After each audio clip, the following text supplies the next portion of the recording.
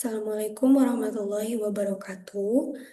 Di sini saya menggunakan jurnal yang berjudul Cocaine and Update Overview on Chemistry, Detection, Biokinetics, and Pharmacotoxicological Aspect Including Abuse Pattern sebagai jurnal utama dan jurnal pendukung berjudul On the Hydration on Conformation of Cocaine in Solution.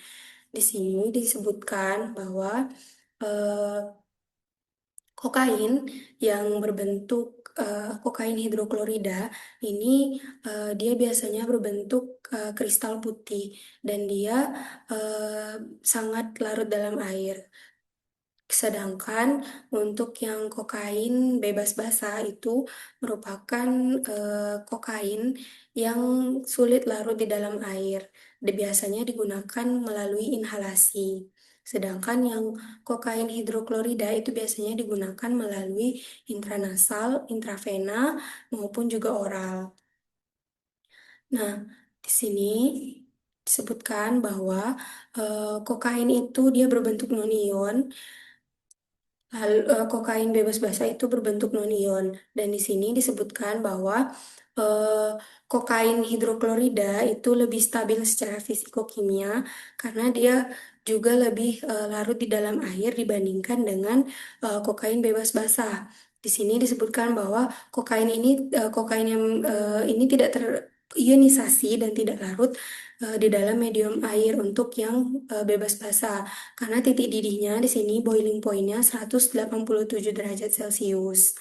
Sedangkan kalau untuk kokain hidroklorid itu mudah terionisasi dan mudah larut dalam air, sehingga dia menunjukkan stabilitas yang tinggi pada suhu yang sangat tinggi, sehingga dia tidak mudah menguap seperti kokain yang bebas basah.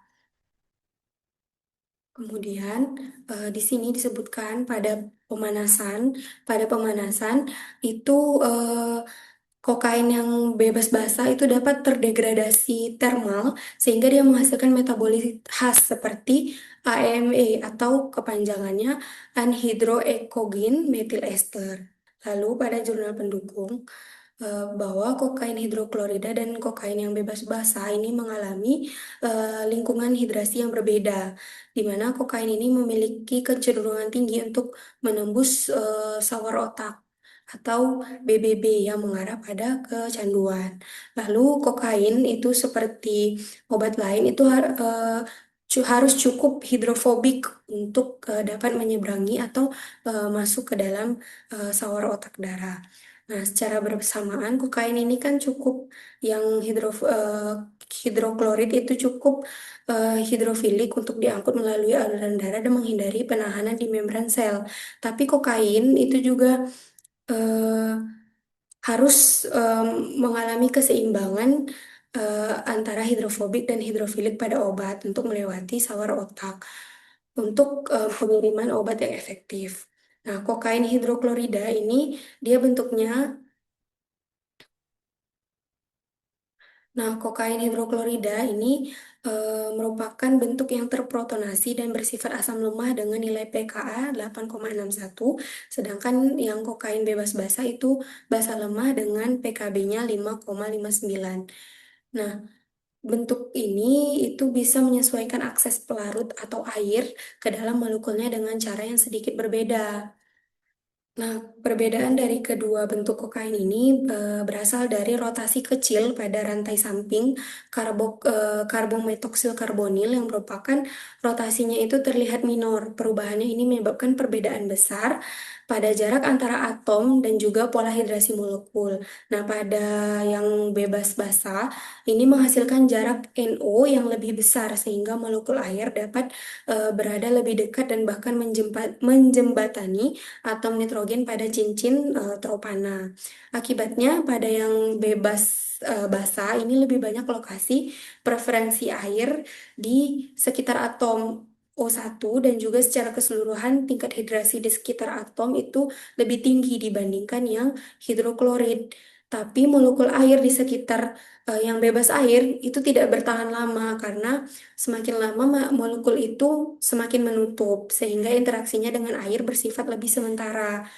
Nah, sebaliknya pada yang hidroklorid Nah, ini meskipun jumlah molekul airnya di sekitar atom 01 itu lebih sedikit, tapi molekul air tersebut lebih stabil dan lebih bertahan lama karena air dapat membentuk ikatan hidrogen internal dengan struktur molekul kokain hidroklorid. Nah, keberadaan air yang permanen tadi ini dapat menjaga si kokain hidroklorid itu tetap larut di dalam air sehingga dia lebih stabil.